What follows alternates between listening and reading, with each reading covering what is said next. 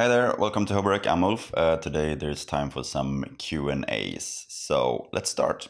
First off, we have Janice asking, Hey Ulf, would you cut anything below 40 Hz on the sub or would you leave it as it is?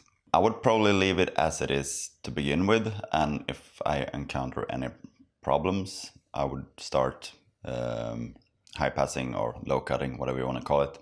But I mean, if it's not interfering with any other sub frequencies, maybe from the bass guitar or something like that, I don't see any problems keeping it.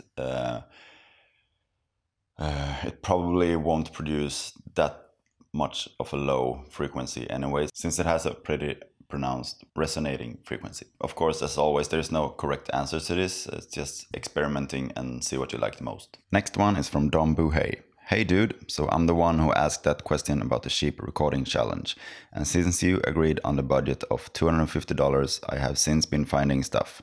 I have found a first generation Focusrite 2i2 and a Presonus Audiobox 2x2 for around the same price, in Facebook Marketplace for around $80. I'm also looking into the Sennheiser HD 201, which is around $40. For the $130 left, should I go for a 58 or a condenser? Also, yeah, I'm still waiting on that video. Lol. But take your time. Laughing my ass off. Yeah, I'm actually also been starting collecting some stuff. I have an interface laying around so far. I've been looking into some cheap microphones that I'm trying out. And also one thing I think we should include in this is like cables and microphone stands. I think that's stuff most people would forget when budgeting for recording equipment.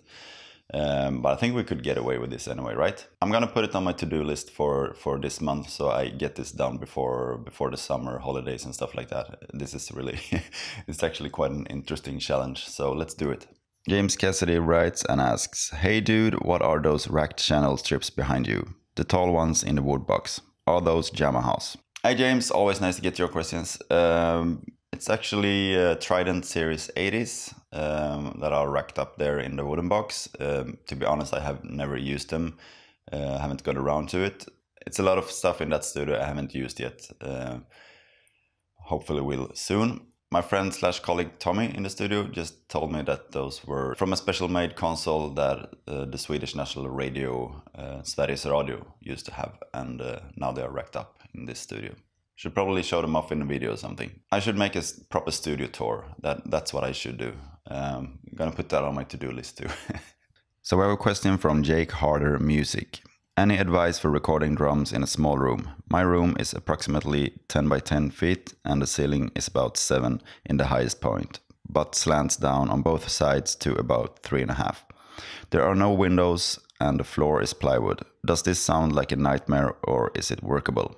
My first reaction is that it sounds like a nightmare, but then thinking of it a bit more, with the slanting ceiling, it's at least not a small box to record in, even though I would say the ceiling is a bit on the lower spectrum of what I would prefer. I would rather have it 7 feet on the lowest point and then going up, then you would have a pretty decent room.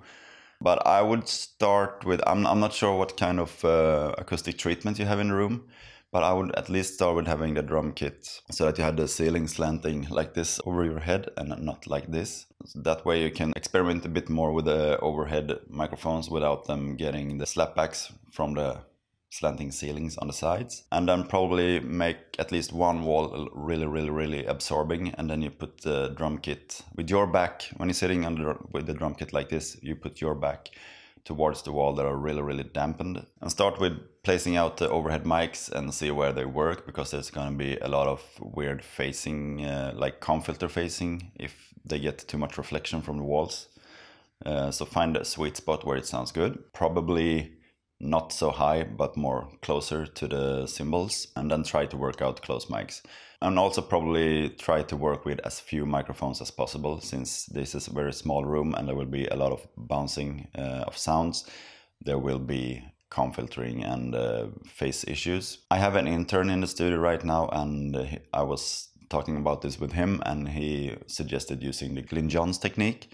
And so you can Google that and try that out, because it's not a lot of microphones, but also it takes up a lot of the room. So if the room is not sounding great, it could be a problem. Best answer is just experiment and try things out, but go with like as few microphones as possible, and try to place the overhead microphones first and see where they sound good. The closed mics, you cannot do much with it. They are placed where they are placed. But try to work with the closed mics in relation to the overheads. And also, as I said, the placement with the ceiling like this. And try to dampen off at least one wall, so there's not like endless bouncing around. Good luck. Okay, so last question for today is from Monkey Dangus.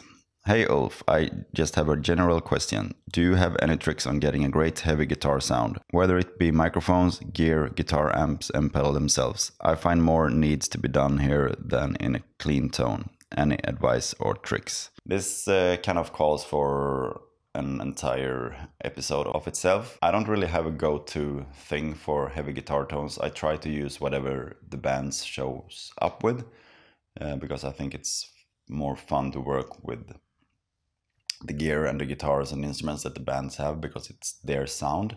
So I try to work around that. Otherwise, it's just standard things. Have a decent guitar with decent mics. Be sure to have it really well tuned. I mean, any decent amp should work if it's not like really crap. And I would say if you're gonna use dynamic microphones, I would prefer an SM58 before an SM57. My absolute favorite, if you're just gonna have one mic, is a really good large diaphragm condenser mic, like the U87. Not very cheap, but there are other cheaper alternatives that would work fine too. Also, in combination with some sort of ribbon microphone, is really good to have when you want some heavy tones, because then you get a really refined bottom end. Yeah, you can check out my video up here somewhere where I was trying out some different microphones for the guitar. Besides my shitty guitar playing and the bad intonation of the guitar, as I just told you that you should really look through, you really see the difference between different microphones. So that's it for today. Thank you so much for watching, and see you next week. Bye bye. Cheers!